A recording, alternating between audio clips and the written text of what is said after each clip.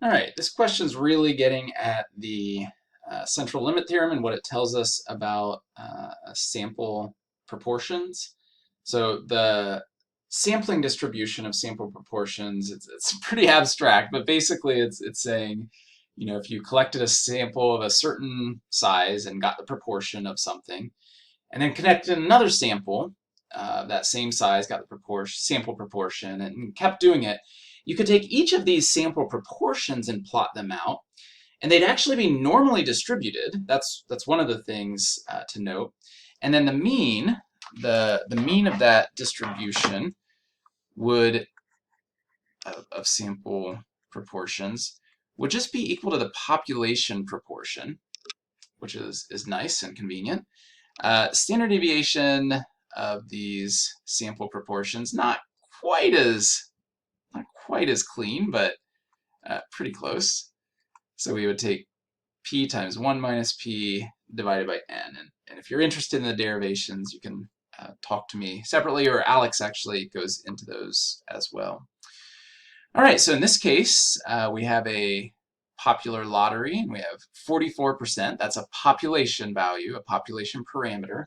44% of the scratchers are winning ones, but we're just going to take a random sample, size 10. So our n is 10, and we're trying to get the mean of this sampling distribution of samples of size 10. Well, we know that that's going to equal p. So in this case, our value would just be that 0.44, our population proportion.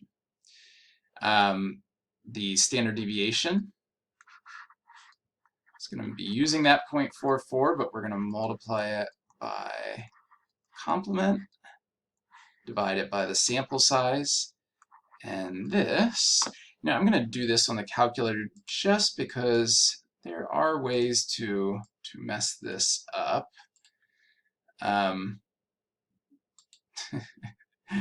of them is not aligning your screen right. Oh, come on.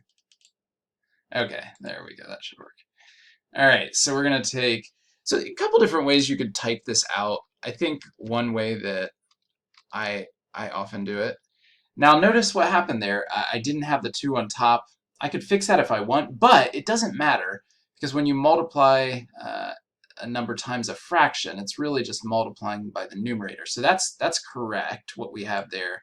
And then we need to get that all inside a square root, which would give us an answer here of 0.1570 if we're going to round that to 4 places. So that's our standard deviation. So our mean was, put 0 first there, satisfy Alex, 0.44, and our standard deviation would give us 0.1570.